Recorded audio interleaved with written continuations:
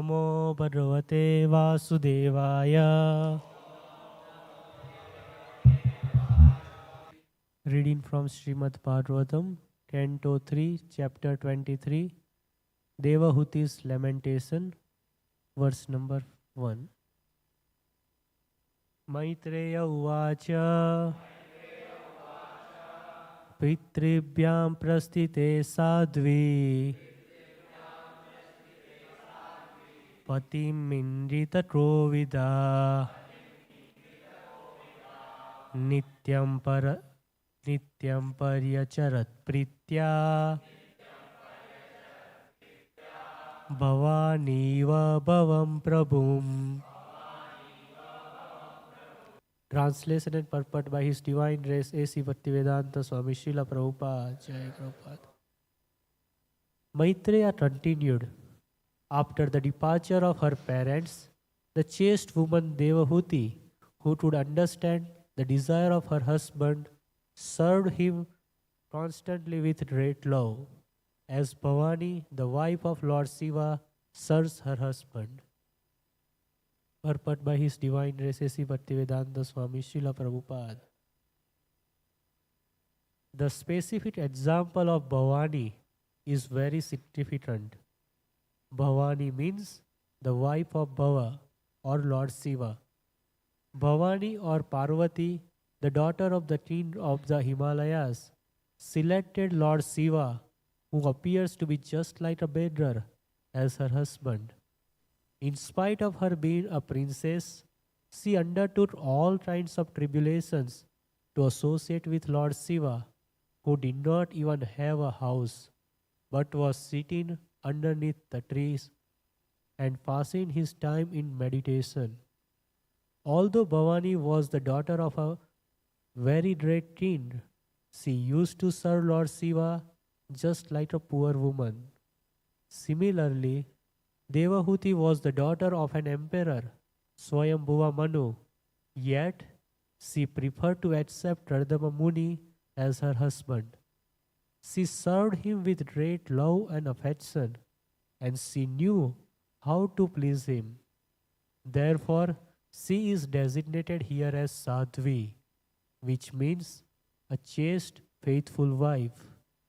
Her rare example is the ideal of Vedic civilization. Every woman is expected to be as good and chaste as Devahuti or Bhavani. Today in Hindu society, unmarried girls are still taught to worship Lord Shiva with the idea that they may get husbands like him. Lord Shiva is the ideal husband, not in the sense of riches or sense gratification, but because he is the greatest of all devotees. Vaishnavanam yatha Sambhu. Sambhu or Lord Shiva is the ideal Vaishnava. He constantly meditates upon Lord Rama and chants Hare Rama, Rama Rama, Hare Hare. Lord Shiva has a Vaishnava Sampradaya, which is called the Vishnu Swami Sampradaya. Unmarried girls worship Lord Shiva so that they can expect a husband who is as good a Vaishnava as he. The girls are not taught to select a husband who is very rich or very opulent for material sense gratification. Rather, if a girl is fortunate enough to get a husband as good as Lord Shiva in devotional service, then her life becomes perfect. The wife is dependent on the husband, and if the husband is a Vaishnava, then naturally she shares the devotional service of the husband because she renders him service. This reciprocation of service and love between husband and wife is the ideal of householder life. Thus ends the Bhaktivedanta purport.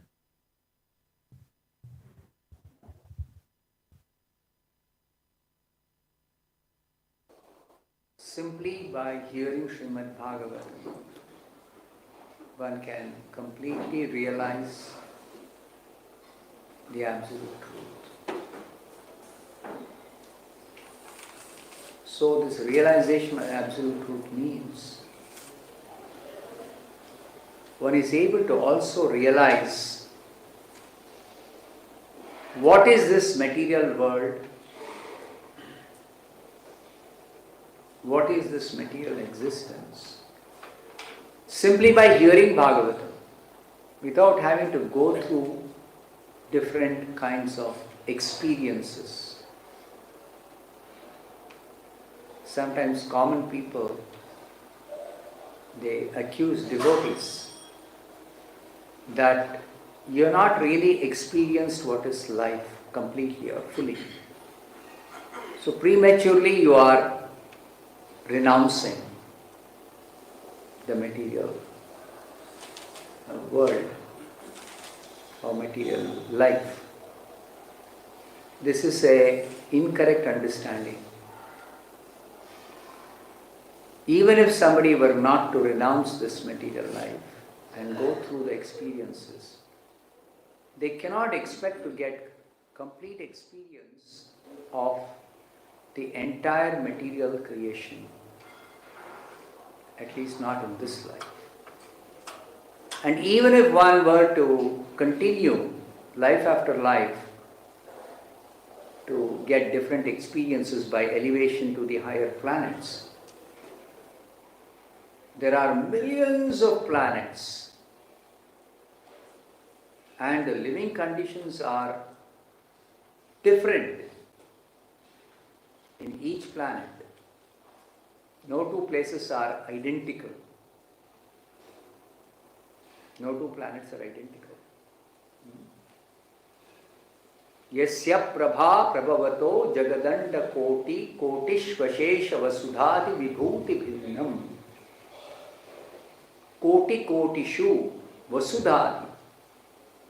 Crores of planets are there in the universe. Vibhuti bhinnam, and the facilities are variegated, different on each planet. So who can say, I have completely experienced all the different planets? That is not possible. So the method suggested by Bhagavatam to realize what is this material existence, to be able to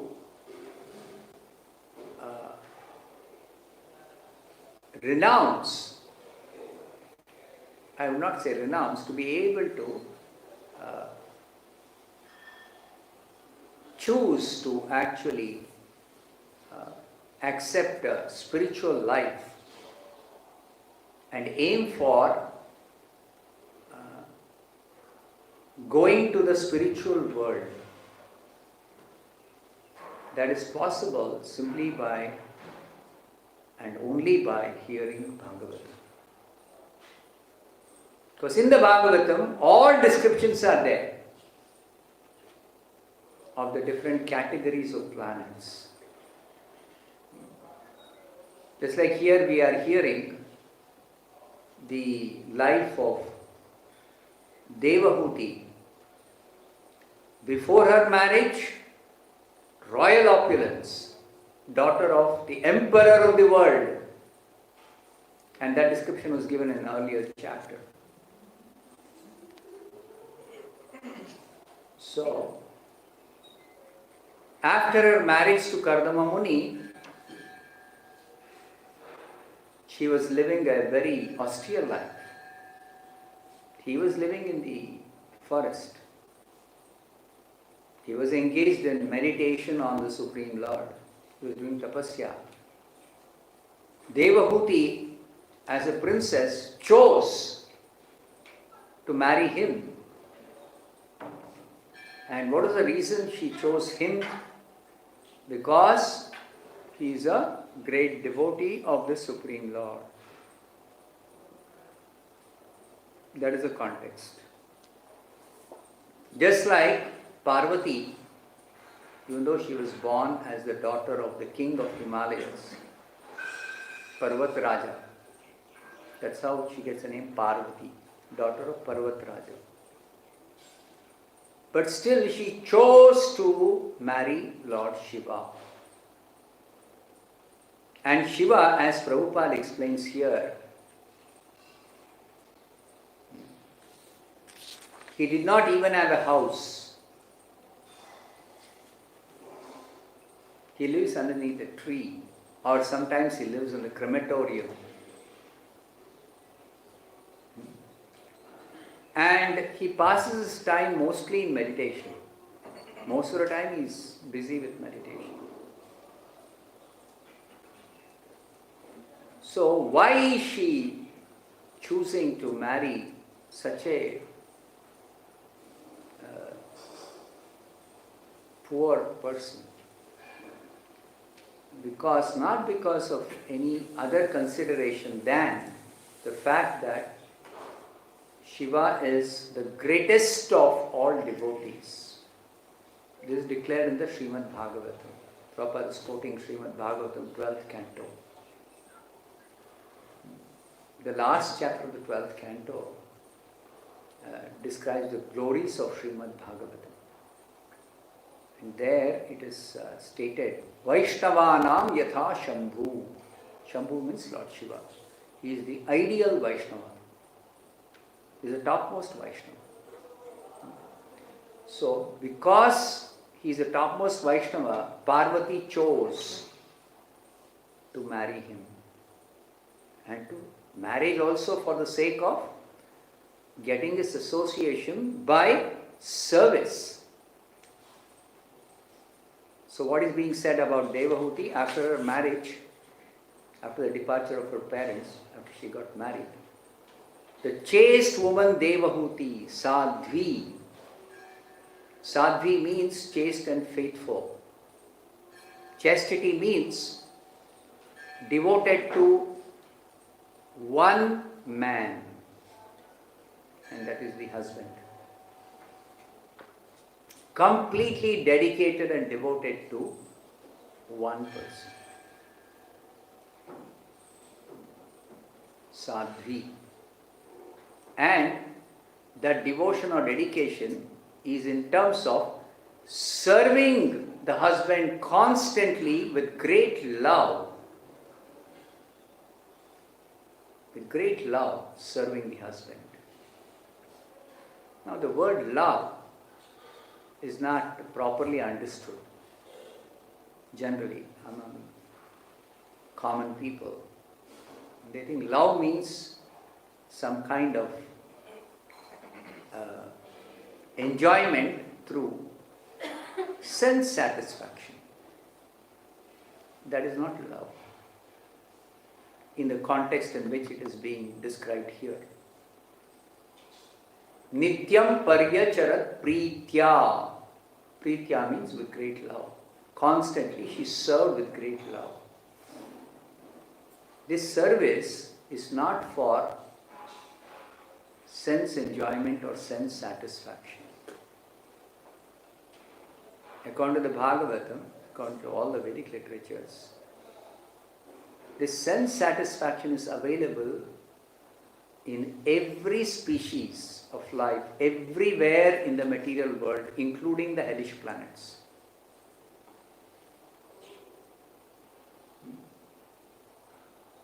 That means even in suffering condition, there is some sense satisfaction available.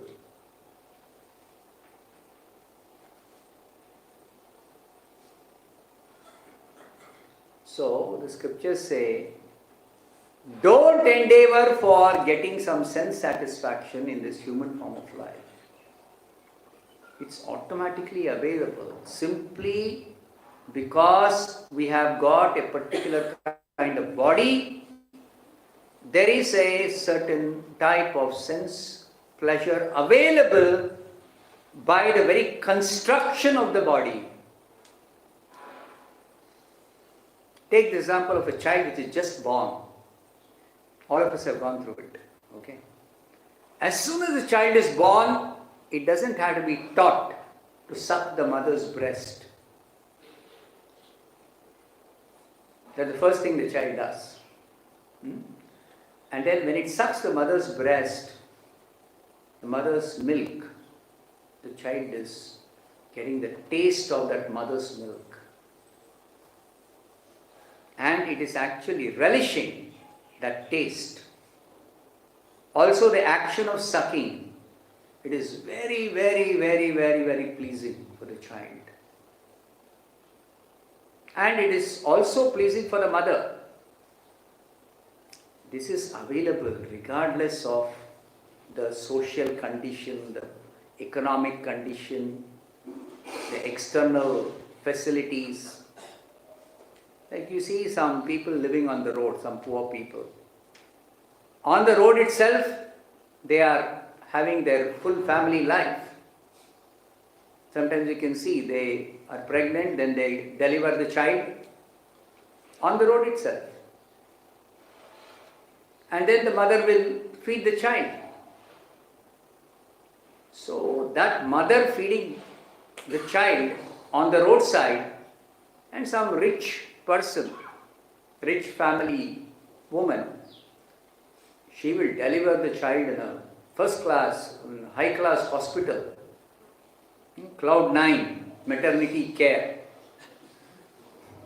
There is one such maternity care company.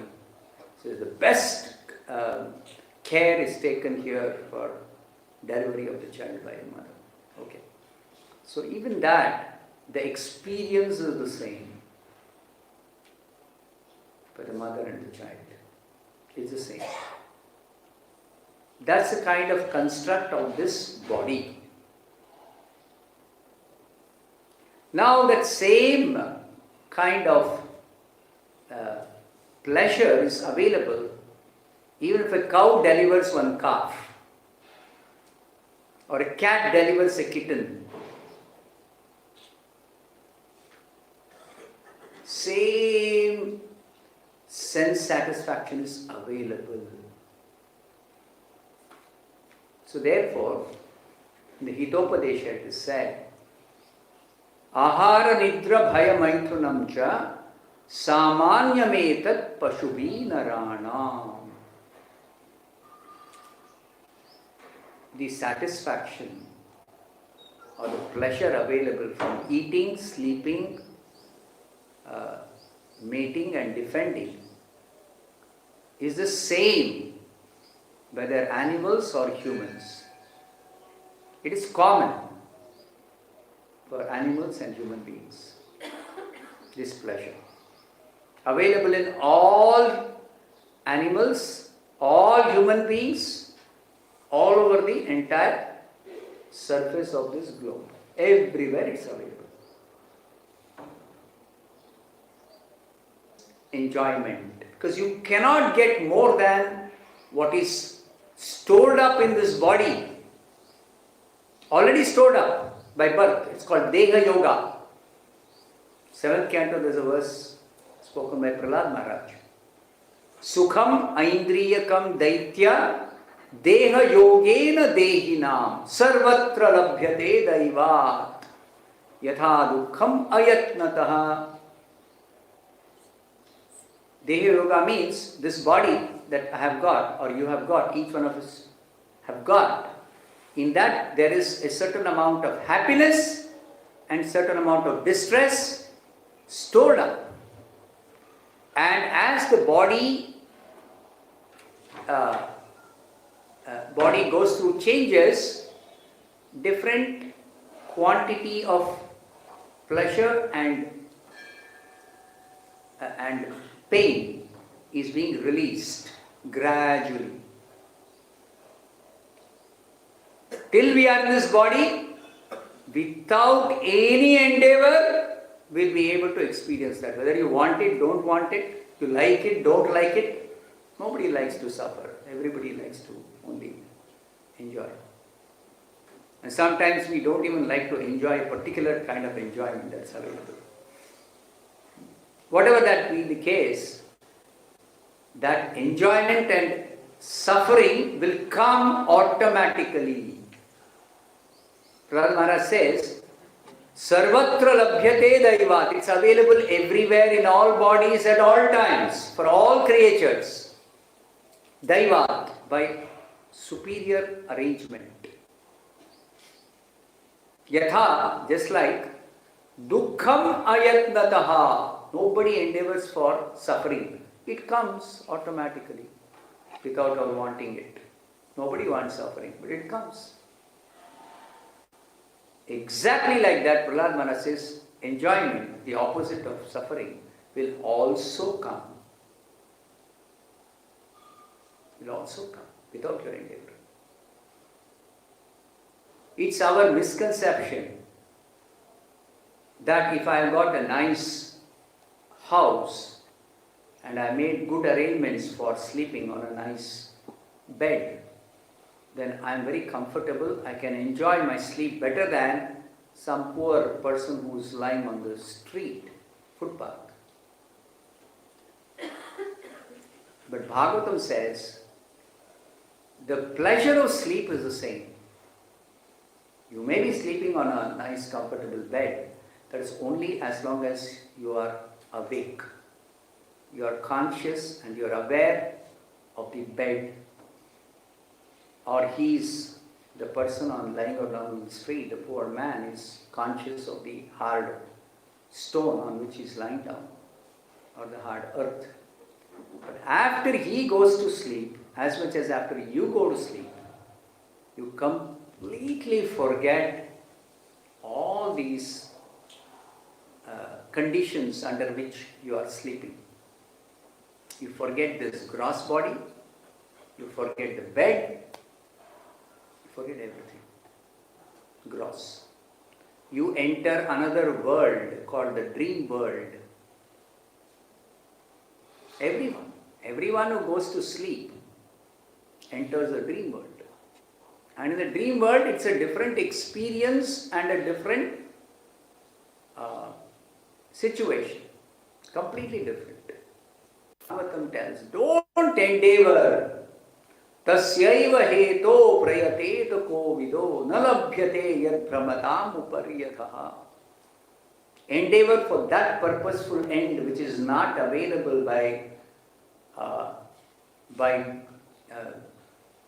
going to all the different planets with different facilities, especially the upper planets with very advanced facilities for sense enjoyment. That which is not available anywhere in the whole creation, that purposeful end one should endeavor. Tasyaiva heto prayateta. You should endeavor for that purposeful end which is not available in any place of this creation by its construction.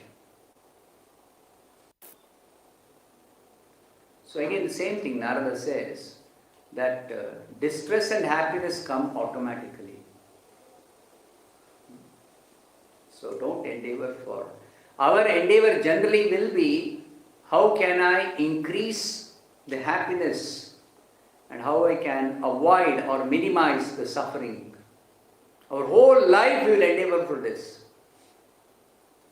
And Bhagavatam teaches us, you cannot increase the enjoyment, you cannot avoid suffering, you cannot reduce the suffering by any material methods. Not possible. But by spiritual life, which intelligent people understand and follow, like Devahuti, Parvati, they understand. They are very intelligent. So therefore, Devahuti has chosen to marry Kardama Muni because he is a great devotee. And what's the advantage of marrying such a great devotee for Devahuti? As we will read in the later parts of this canto. That she will learn from him how he is completely aloof from all these material miseries simply by devotional service. Simply by devotional service, you can be completely aloof from all these material miseries. So that is the benefit. That is the advantage. And for learning about that, one has to serve very faithfully the master, the spiritual master. So in our Vedic culture, there are some natural spiritual masters by the very arrangement. Moment a child is born, it has got its spiritual masters, the mother and father. And then for the woman who gets married, husband is the natural spiritual master.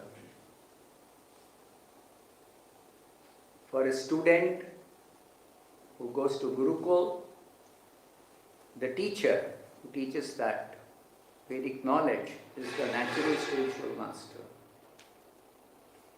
But unfortunately, in this present age, the parents or the teachers who teach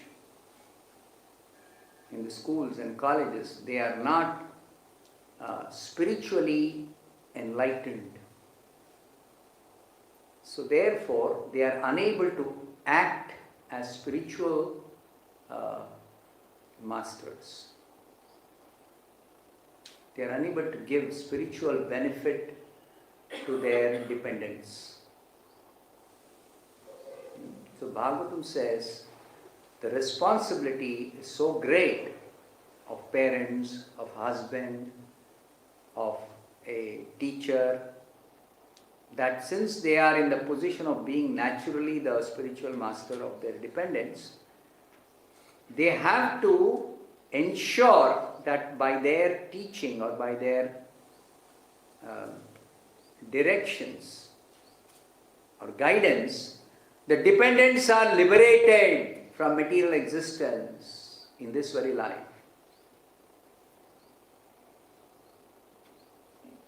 There is a verse in the 5th canto of the Bhagavatam. Don't become a parent if you cannot deliver your dependents from this material existence.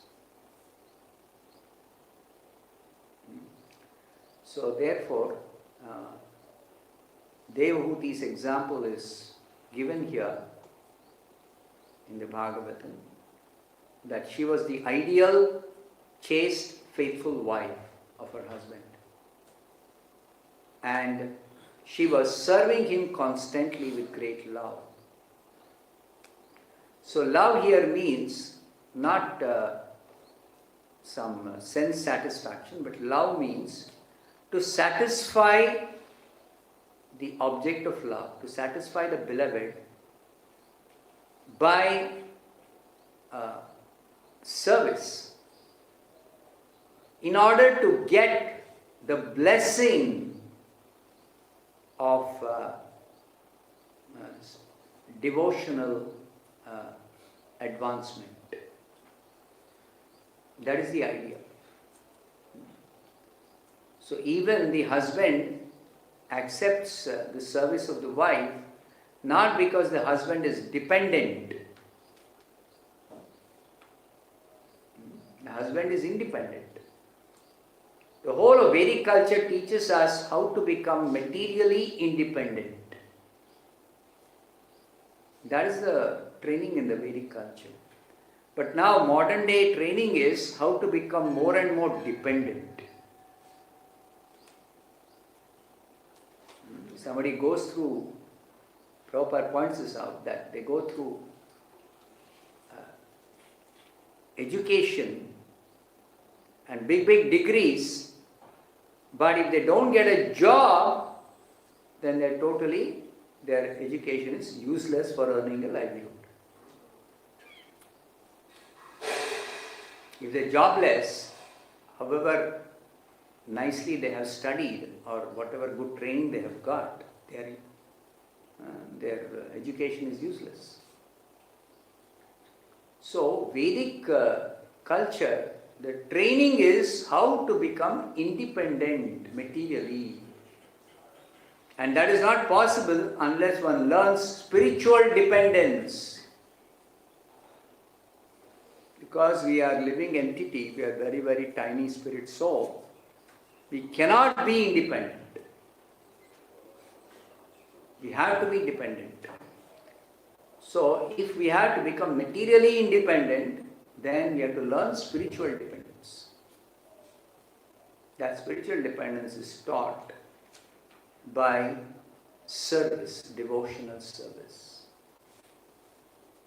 So, when the wife serves the husband, or the disciple serves the spiritual master, or everyone is ultimately taught to serve Krishna, then we become spiritually dependent on the spiritual master, on the Supreme Lord Krishna.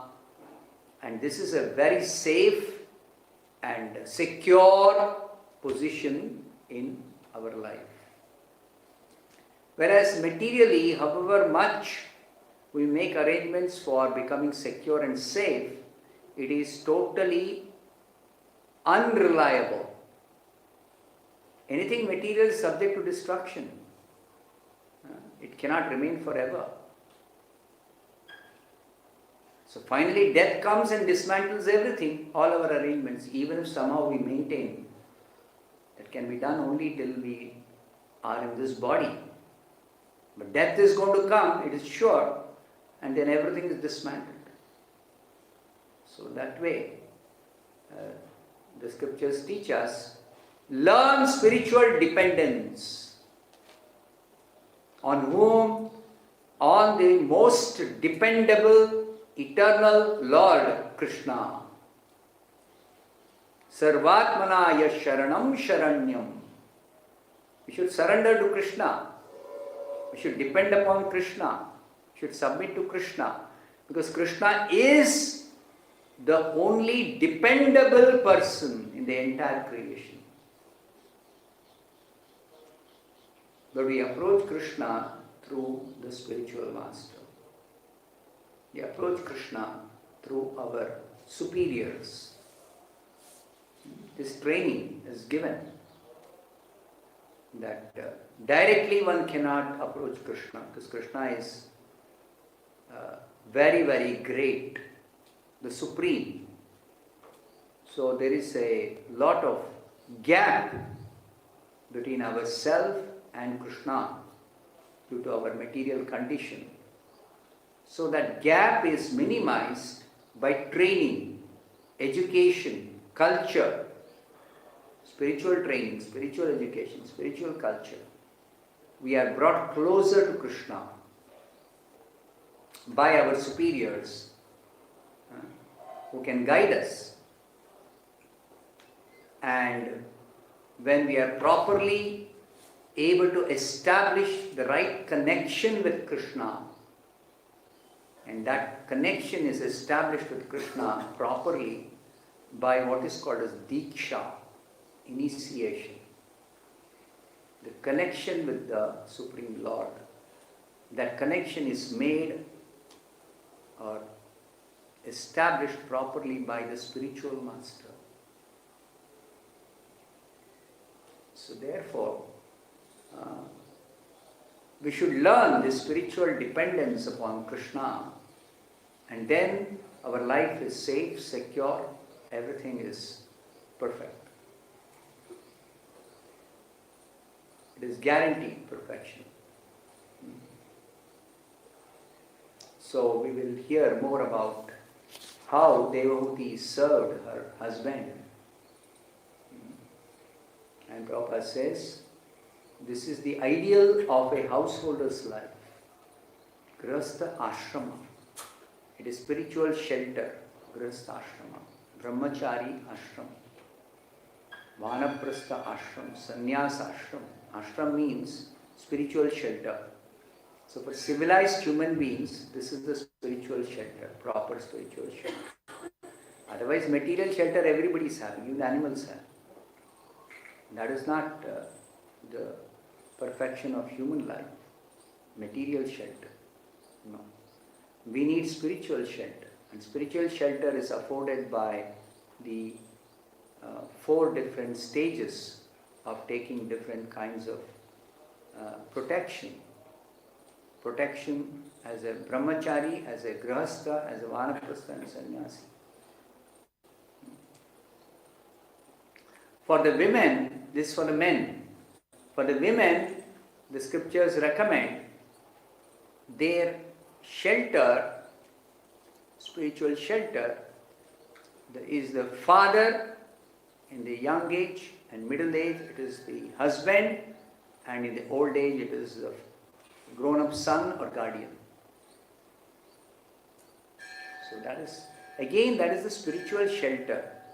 It's not a material shelter that is being talked of in the ashrama system. Varna system also, it is a means of occupation so that one can save time for the main business, cultivating Krishna consciousness. Why there is prescribed duty given in the Shastra, Varnas, 4 Varnas? It is because only if they engage in the prescribed duty, they will have some time, they will have good amount of time saved for practicing Krishna consciousness. Nowadays, sometimes people ask, why I have to work like a Brahmana or to work like a Kshatriya according to my nature? I can do so many other things. You are restricting me. But we see what is happening when they don't follow the prescribed duty. They are not able to save time for practicing spiritual life. Material world is so entangling that if somebody is not careful to do only the minimum required work for getting some maintenance, then the nature of this material existence is such that all the available time will be sucked away by our engagement in so-called occupation. You see, people are working. So many hours they are working. But they don't find time for even 1 hour of spiritual practice. They don't have any time at all. Why 1 hour? They don't even have 10 minutes. If I tell somebody 10 minutes every day you chant 1 mala, no time. So this is the nature of material existence. Everywhere you see around you, not only humans, even the birds, they are busy. Are they simply sitting idle? Animals, birds, insects, worms, they are always busy. At any time, have you seen ants? They'll be in one place, simply lying down or remaining stationary. No, always moving around. Except maybe when they are sleeping. So, it is not true that spiritualists are lazy, simply sitting in one place and doing nothing. No. Spiritualists are busy in a different way. They are busy with spiritual life, spiritual activity. And materialists are wasting time because they are spending more time than required for maintaining this body. And anyway, this body is not something which you can maintain forever. Only the minimum amount of maintenance you require, that much you have to expend.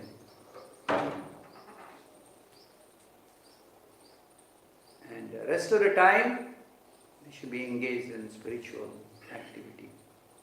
which is going to give us eternal benefit, incalculable benefit. You cannot calculate how much benefit we will get by spiritual life. So I'll stop here. Any questions?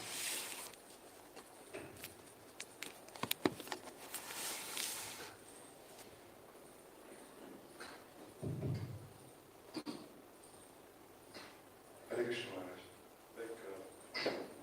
When you explain to the people the Krishna conscious philosophy, the people usually say that attraction towards material things is very fast. They are more attracted to material things than spiritual things. We tell them to come to temple, get up early. We tell people इसके लिए इतना attraction नहीं है, but for material things they are going to movies and things. Attraction is naturally there. So how to develop here and how to get this place? That's exactly what Bhagavatam is teaching. Krishna, the very word Krishna means all attractive. Krishna is all attractive. But Krishna has got two kinds of attractive features. One is Krishna's own material energy is attractive in one way. Materially attractive. Everything in this material creation is materially attractive. But Krishna has got a superior attractive power, spiritual attraction. That we can see in the life of devotees. Vrindavan, Mathura, Dwaraka, Krishna Leela. Now not only Krishna Leela, every other Leela, every other form, Narsimha Leela. Narsimha's form is Adbhuta Shringam. It is extraordinarily wonderful. What is that? Narsimha, when he appeared, he was so very ferocious.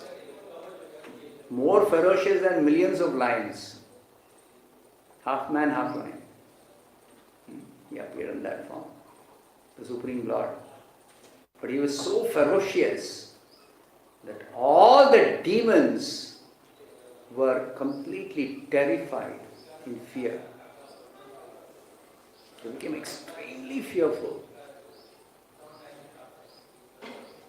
Even the Devatas, after Narasimha killed Hiranyakashipu and all the other associates, demoniac associates of Hiranyakashipu, then he came and sat on Hiranyakashipu's throne. But the Devatas, they were very happy. Narasimha has appeared and killed this Hiranyakashipu and all the demonic associates. They were very happy. Then they are seeing Narasimha's anger is not coming down. So they were very afraid to even go near him. They were assembled. Then, headed by Brahma, the Devatas, one by one they offered nice prayers to Narasimha. Wonderful prayers they offered. Narasimha was still not pacified. He maintained that anger. That anger was actually directed towards Hiranyakashipu and all the demons who were giving too much trouble to Prahlad, his dearmost devotee.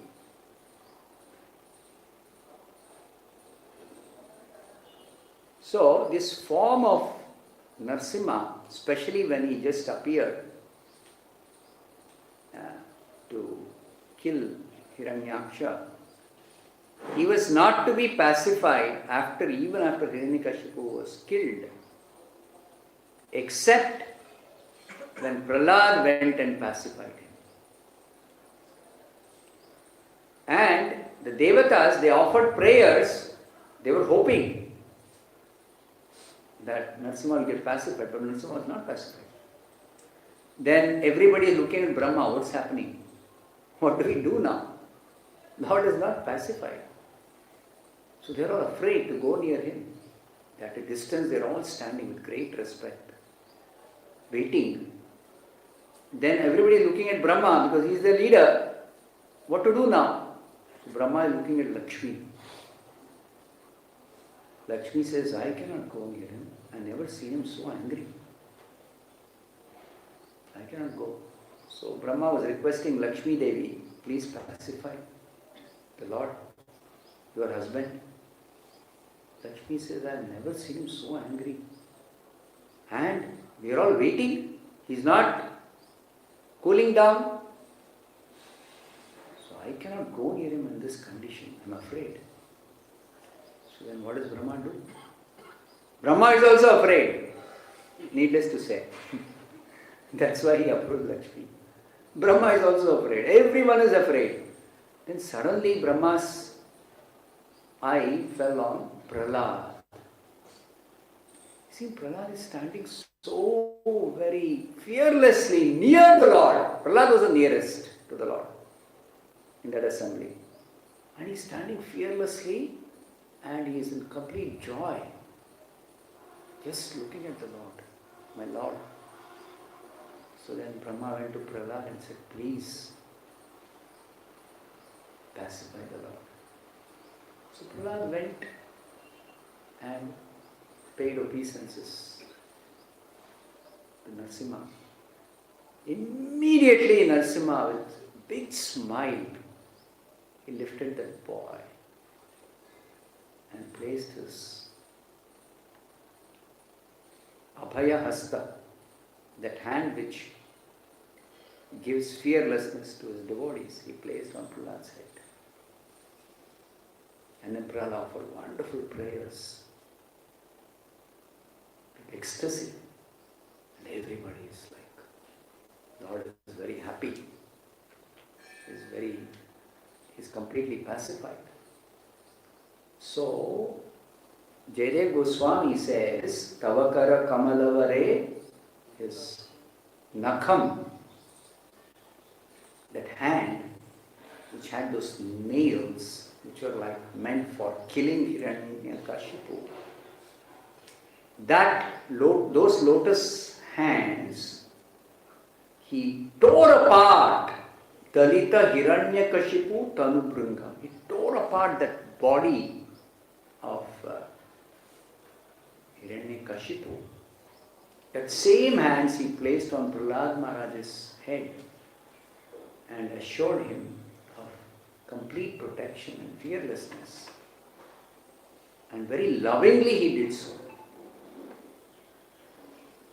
So the form of Narasimha is simultaneously very, very reassuring for the devotees and pleasing to the devotees and guarantees fearlessness for the devotees. The same form is completely fearful for the demons, for the non-devotees.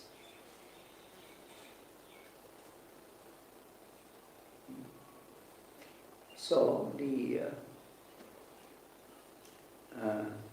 devotee's understanding is that Krishna, his spiritual form, his spiritual energy, his spiritual shelter is attractive in a spiritual way. Whereas the material aspect of the Lord's material energy, is attractive for materialistic persons. The difference is both are Krishna's own energy, the spiritual and material. Yes, but the difference is material attraction is simply a cause of material bondage. It is the cause of our bewilderment, cause of our being placed in illusion. We have all false hopes, false expectations. Anything of material beauty, it is just appearing beautiful, but it is very, very temporary. It is very, very temporary. And that beauty only appears beautiful for a particular person in a particular situation, under some circumstances like that.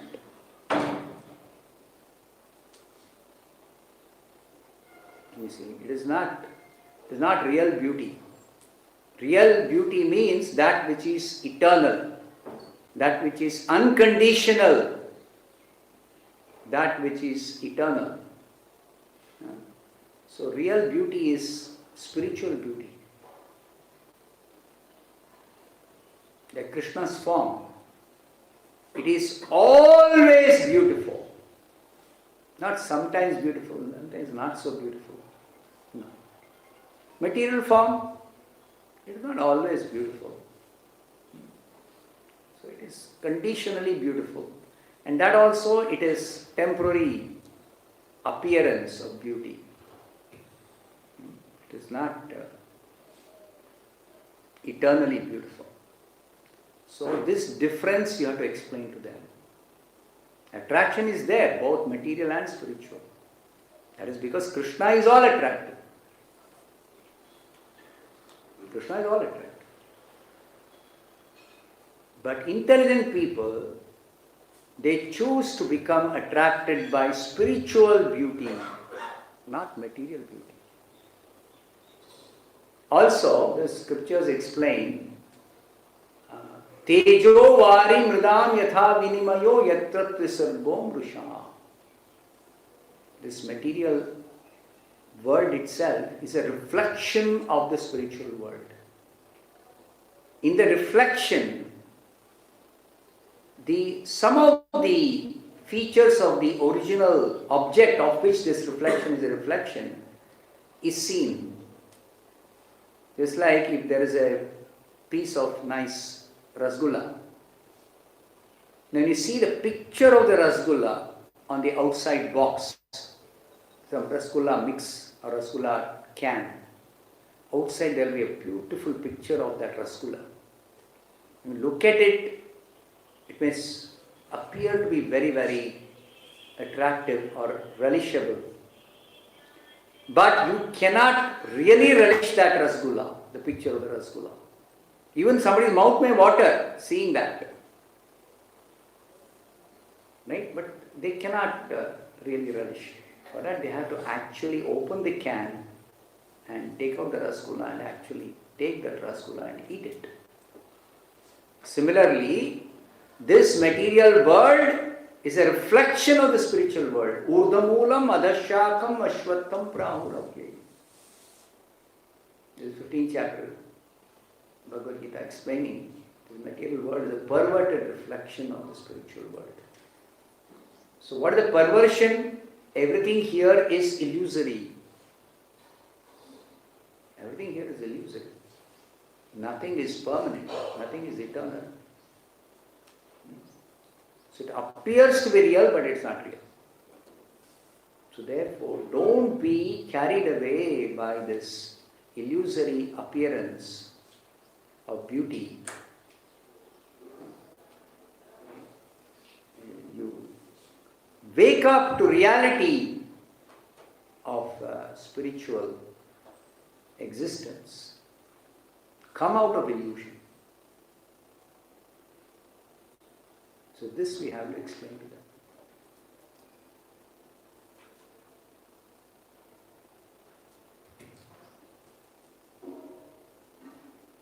Now, spiritual beauty will attract us if we are situated in the right consciousness. The right consciousness. If we are in material consciousness, illusory. And we'll be attracted to spiritual beauty. So what is required is a change of consciousness. And that change of consciousness is very easily made possible by simply chanting Hare Krishna, Krishna, Krishna, Hare, Hare Rama, Rama, Rama, Hare. All of us are examples of that. Before we started chanting, we were also attracted to material beauty. But now we got attracted to spiritual beauty. Therefore we come to the temple to see the beautiful form of Radha Madhava. Earlier our thought was, oh, this is simply some statue. Some sentimental devotees are thinking this is God. Oh, we are very rational. We are not sentimentalists. So we don't get attracted by such statue.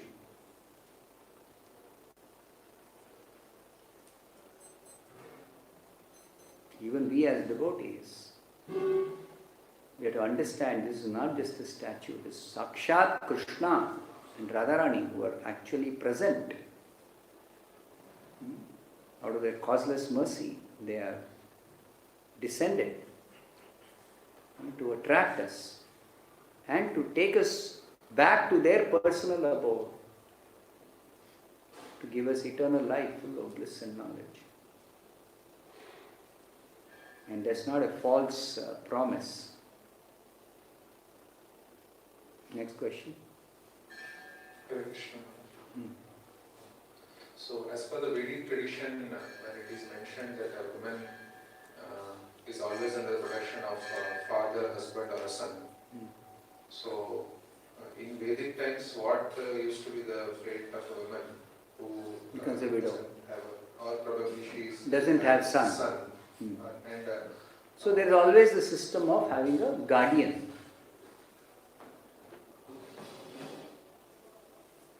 Like my grandfather's sister, my grand aunt, she became a widow just after marriage. Immediately my grandfather took charge of protecting her. Because nobody else was elderly relative of hers. So immediately he took charge. And she was living in my grandfather's house.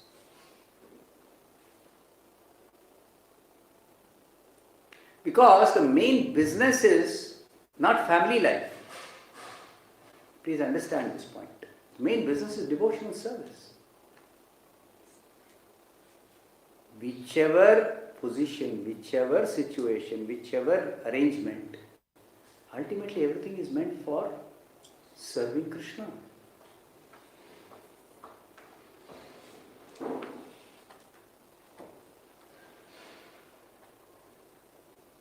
Now they lead a materialistic life with sense enjoyment being the center of their life.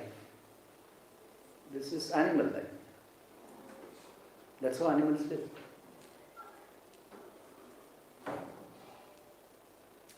It is doomed to failure, ultimately. Whereas Krishna in the center, wonderful life.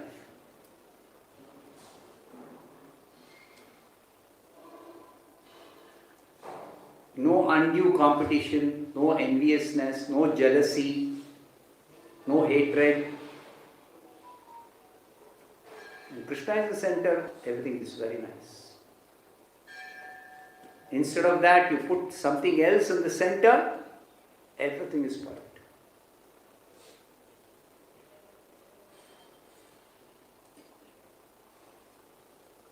Any other question? Grantharaj Srimad Bhagavatam ki jai, Prabhupada.